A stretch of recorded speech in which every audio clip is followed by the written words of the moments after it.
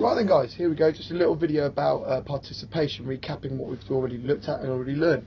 We've got a few major areas that we need to concentrate on, but here's the list of your keywords that you need to know about and be able to describe if you were to get a higher grade in your next test or finally in your exam. So you need to know about age, gender, ethnicity, okay, one that everyone gets confused about, religion and culture, family, education, time, and the work commitments that you might have as well.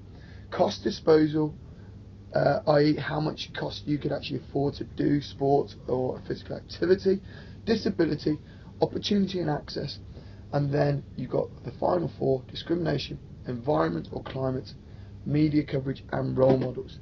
A lot to take in there, but obviously you need to make sure that you have an idea about each one. You'll find that a lot of them link in and you've already got those ideas in place, but have a little think about it and write down on one of your learning pads about what each one means. Now, age plays a massive part, obviously, like I've mentioned 3 times now, in participation. And this article gives a really nice little précis of what it actually does. One other thing to consider with your age is, though, actually, as you get older, the physical maturity that people have will be different. So year 7 could be massive and really large and suited to a certain sport, and some of us could be a lot smaller and therefore not suited to a certain sport. That can have an effect on what sport they play and whether they want to play it or not. So for example, if you're a bit smaller as a year 7 and then you're coming up and playing rugby against a really big year 7 student, you might not feel that that's a sport for you, therefore your participation in that sport would go down. It's something to consider when you're thinking about talking about participation in maybe young people like teenagers. Right, so today I've decided to focus on age, as I think it's one area that we could possibly get right quite quickly. Hopefully we'll have an idea. So if you see the images that are loading up here, we've got 2 old men, what they're doing there, how they're still taking part in physical activity, and the obvious difference between them and the young man that is on the screen down at the bottom left. So why does it make such a difference? Right, we all know that we're going to get a little bit older, but as we get older, what are the effects that are going to happen to us? Now, you may not notice it quite at the moment because obviously you're still in your teenage, adolescent years and actually still growing.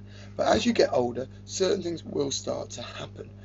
Firstly, the obvious. You're going to stop getting bigger, you stop growing taller, and so on and so on. And that has an effect on how you participate and what you may be able to do. Can you come up with a list of all the sports that may be more difficult the older you get?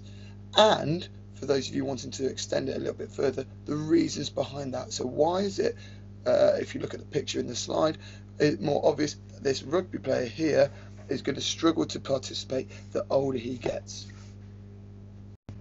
Now, many of you will be aware that your flexibility, your ability to stretch and actually perform sports will be affected. So that's one of the key concepts we've got to get into our heads: flexibility. Okay, make sure you know what the definition is for that, and obviously have a little think about how that can affect your performance. Now, to put this into context, if you think of a young person like yourselves, they'll be able to move around and do whatever they want to do. There's my little man. They can play whatever sports they want to do. Okay, nice upright position. Their body tension, their muscles are able to be elasticated and move and do whatever they want to do. As we get older, we're going to find ourselves having less movement and less mobility around our body, and that's obviously evident when you get to people who are a certain age, and they'll be slightly more hunchback, and they'll obviously have that less movement and not move as freely. You see it every day in all walks of life, people hobbling along rather than just walking nice and quick like you or I might do. So one of the ways that we can improve our flexibility, and it's not something that you can start now, is by stretching. That will have an absolutely massive impact on what you can do. You need to know the types of stretch that you are doing: active, dynamic, passive, and also all the areas that you think that you might need to concentrate on for a particular sport. So if you're a cyclist, what sort of stretching might you do, and what sort of flexibility movements might you prioritize? However, this gives us a far more ability to do things later on in our later lives. Right, this is a little recap of all the things that we've talked about so far, and I thought it was really nicely put by the revised video that I've found. So thank you to them. Have a quick watch. Influences on participation. There are many factors that influence mass participation or personal participation in a certain activity.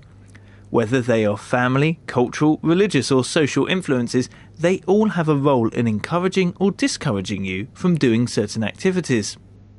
People influence you. Whether it be your family, friends or role models in society, you will be influenced by certain people in your life to take up or not engage in certain activities. Some parents will discourage their children from enjoying certain activities because of factors such as cost, transport or risk. Your friends or peers will very often influence the decisions you make too. If all your friends are playing football in their free time, chances are you'll join them. If none of your friends play sports, then you probably won't either. Your teachers will also play a strong role in influencing you. A good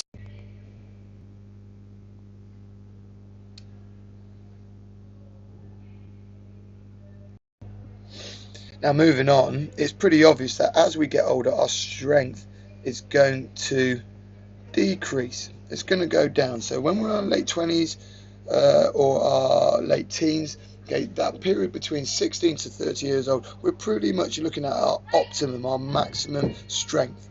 However, as we get older, that strength will gradually decrease and have an effect on our performance and how well we perform. And secondly, our ability to take on oxygen, which is fueling our muscles and therefore our participation, that's going to drop as well. So obviously we've got these big processes that we take for granted every day, being able to take in plenty of oxygen to fuel our muscles. That's going to go down as our heart becomes less and less efficient. We've already talked about the cardiac muscles and the role that they play in our daily lives, and how it's an ongoing 24/7 muscle that doesn't need rest until that end point when it will stop beating. And that again has the idea of pumping our blood around the body and fueling our muscles.